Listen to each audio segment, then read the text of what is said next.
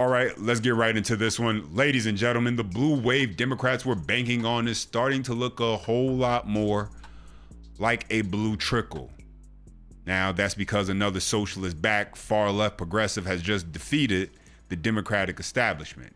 Yeah, Abdul El-Sayed narrowly defeated Haley Stevens in Michigan's Democratic Senate primary, and so this spells bad news for the Democrat Party. Great news for President Trump looking ahead. Michigan is not some deep blue district where Democrats can nominate anyone and expect to win, and this is where they have a major problem. The majority of Americans, yes, still view socialism negatively. Independents remain deeply skeptical of it, and fewer than half of voters say they would support a socialist candidate, even if that person represented their own party. And so while, yeah, the far left keeps winning Democratic primaries, firing up the base, the Democrat Party is actually creating a much larger divide between them and moderates, independents, who will help determine the outcome in these upcoming general elections. And so we do have a lot to get into, but if you do enjoy the content, smash that thumbs up button. That's the best way you can tell me. For more content, subscribe to the channel. And as always, shout out to everybody, especially those who watch to the very end. Appreciate every single one of you. Let's go ahead and jump into it and start right over here. Let's begin this hour, though, with the major breaking news coming out of Michigan right now. CNN anchor John Berman is at the Magic Wall. John, walk us through the latest numbers, because now CNN has made its projection. Yeah, CNN projects that Abdul El-Sayed, seen as the progressive candidate, will be the Democratic nominee for Senate in Michigan. But man, it was close. Less than 1 percentage point separates him from Congresswoman Haley Stevens. The vote difference right now, less than 15,000 votes separate these two candidates. It was very close. And if we just look back over the course of the night until this moment, Abdul El-Sayed led when the polls first closed substantially. He's the light blue line. Haley Stevens is the dark blue line. But as the night went on into the morning, it got closer and closer until these lines were almost touching. But right now, we are projecting that they are wide enough apart that Abdul El-Sayed will be the winner there. As we look at this race and maybe look for signs about what it might mean in terms of strengths and weaknesses for El-Sayed as he heads to the general election against Mike Rogers in November, he did very, very well in the more educated counties. Washington County is where Ann Arbor is, University of Michigan, Wolverines. You can see he ran up the score there by more than 24 points.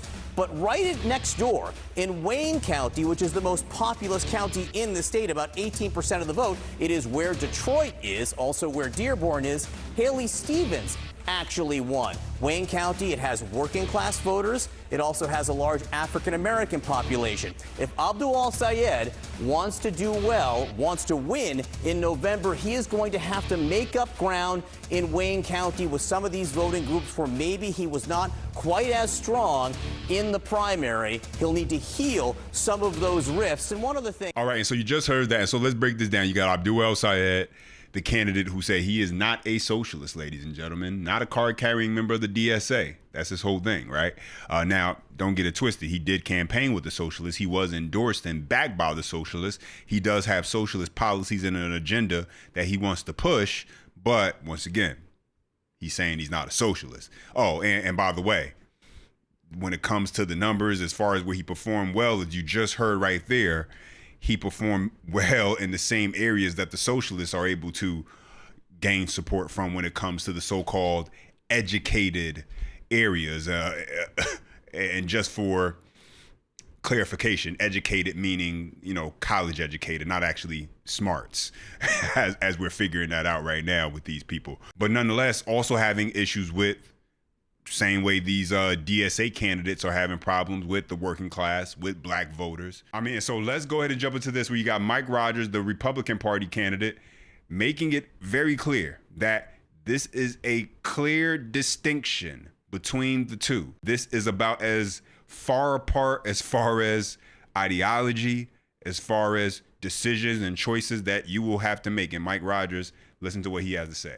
Check it out. This is really about the heart and soul of our country. I have never seen someone so radical, so extreme, get nominated by a political party. And the DSA candidates in the state in 2 different congressional races look like they're pulling it off as well. The Democrat Party is lost to this hardcore socialist attitude. And I fought terrorism my whole life. I was an FBI special agent, U.S. Army officer, chairman of the House Intelligence Committee. I find it shocking that I'm going to go up against a guy who believes America deserved 9/11. That's why this race is so important, Lawrence. Yeah, he was with Hassan Piker, who had that viewpoint. He may have that viewpoint, but he's very slick. Yeah, and so there you have that. So let's break that down because, these Democrat socialist candidates, they are slick. Now, like I said, Abdul Saeed, he's claiming he's not a socialist. These candidates, they kind of fall into that Mom Donnie mold where they're good at communicating a particular message to a particular group of people. And as I mentioned earlier, that group tends to be college educated, white liberals. And so Democrats dug themselves into a hole, ladies and gentlemen, and now they have to deal with it. And take a listen to some of these numbers. This is what they got to deal with. Check this out. 57% of Americans view socialism negatively compared to only 39 who view it positively. Among independents, the voters who could decide Michigan, only 38% view socialism favorably. And so what I anticipate seeing is this guy, Abdul El-Sayed, attempting to do the biggest sprint towards the middle to try and make himself seem more moderate, more not so far left, and he's going to have a lot of explaining to do because he let a lot of stuff pass. I mean, hey, that's all in the socialist way, right? He let a lot of stuff pass with a lot of things with the people who endorsed him, who was backing him up with the things he said, and now that's just pretty much going to be ammunition for the Republican Party moving forward in this race. And so now let's get into this, ladies and gentlemen. Get a load of this. You got Bernie Sanders, who I'm sure he's feeling quite giddy right now as these socialist candidates are wiping out establishment Democrats. And so he's on CNN trying to make light of Hassan Piker's past statements and the affiliation Abdul El-Sayed has with Hassan Piker and the fact that he has not distanced himself from this lunatic. I mean, they're both lunatics, so hey. But Bernie Sanders wants to make it out to be no big deal. You know, these podcasts, you're bound to say something a bit crazy. You know, it happens to the best of us. That's what he's trying to sum this up to be. That's what he wants to sell, ladies and gentlemen. Take a listen to this. Are you comfortable with El-Sayed having a close association with him, given some of his past statements? To give you an example, one of the more controversial ones is that Piker has said America deserved 9/11. Are you comfortable with that association? No, I am not. I think that's a dumb statement. On the other hand, he has a whole lot of followers, and there's a lot of things that he's saying that are making sense to a lot of people. I think, we have to get above cancel culture. When you're doing radio, whatever they do, podcasts 3 hours a day, you say dumb things. I suspect if you go back over your career, there may be 1 or 2 things that you said that you may have regretted. But I think what we have got to do is look at the totality of where people are coming from. Yeah, wow. Yeah. So there you have that. Bernie Sanders wants to sell you on the idea that, he says a whole lot of things that people think make a lot of sense. And so, yeah, he said the whole 9/11 Americans deserve it thing, but he's saying other things that make a lot of sense. That's his argument, ladies and gentlemen. I mean, listen, to say that, I'm 40 years old. I was a freshman in high school when that event happened. I remember being in the cafeteria at lunch when the announcement came across the loudspeaker. For anyone to make light or to say something like that as far as innocent people losing their lives, the lives of families being changed forever. And Bernie Sanders wants to sum it up as, you're on a podcast for all those hours, you're bound to say a few nutty things every now and again. But let's move on, ladies and gentlemen. Here's President Trump chiming in, saying the socialist candidates like Abdul El-Sayed are following a path that has failed for a century. He warned that Wherever these radical socialist movements take control, they leave behind ashes, junk, and filth. And so take a listen to this. What do you think about the traction these candidates who are backed by the DSA and are members of the DSA are getting? Well, I think it's crazy because they're going to ruin our country. They want to, I don't know if they want to. I think either they're very naive or they actually want to ruin the country. No matter where you look, go back 1,000 years with different names, anybody doing what they're doing and what they're espousing, everything turns out to ashes and junk and filth. You know, one thing I said the other day for the first time ever, never thought of it, but you go to these cities that are taken over by the socialists and the communists, they're always filthy dirty, they're disgusting. They're always dirty, and, you know, I'm a clean person, and people I know are clean. They like that, and you are. I know you very well. You're very clean. But they're, aside from crime, aside from all of the other problems, no jobs, no anything, no money, they're always filthy, disgusting, dirty. Yeah, so right there you got President Trump. You already know he's not going to hold back. He's not going to pull any punches when talking about these people, these far-left socialists, and what he thinks and what he feels about these people. And so, you know, he's letting it be known as far as what you get when you vote for that. And so Michigan has a decision to make. But listen, the Democrats, they're worried. The establishment Democrats are getting, you know, they're getting destroyed in a lot of these races. And you have networks like even MS Now, MSDNC, you might as well call it. They're sounding the alarm, and they are letting it be known that this is not going to be the cakewalk. This is not New York City. This is going to be a challenge because of who Abdul El-Sayed is, because of all of his affiliations and associations with the radical left. And that's going to turn off moderates, independents, and voters who, they don't particularly rock with someone like him. They're not the affluent white liberals that are just, you know, drinking the blue Kool-Aid and love them some democratic socialists. Boy, but take a listen to this. I think people who are looking at this, particularly some Democrats who I've talked to, who are hoping that he will moderate some of his positions.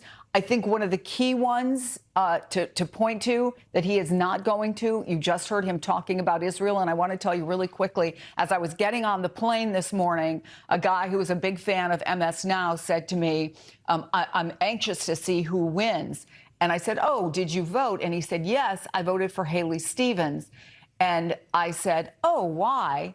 And he said, well, because of Israel, and I don't like the position that Abdul El-Sayed has on Israel. And in fact, if he wins, I will be voting for Mike Rogers. And you could not get more far apart, right, from two candidates than Mike Rogers and even Haley Stevens. Yeah, and so aside from the whole Israel thing, I'm sure there are people out there who that's their reasoning, but that's not all.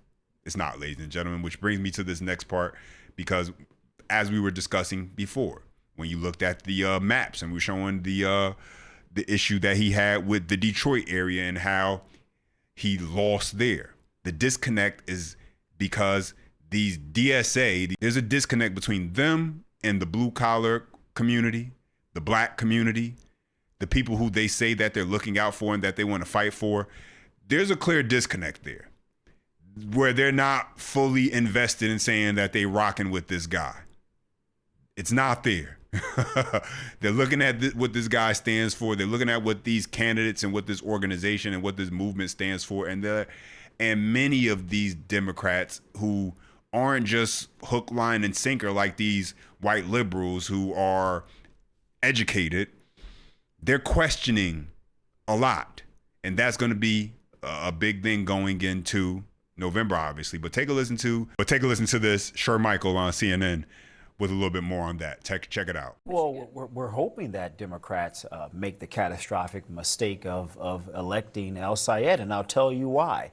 He may not identify as a Democratic socialist, but there's a reason every single Democratic prominent socialist in America is endorsing his candidacy.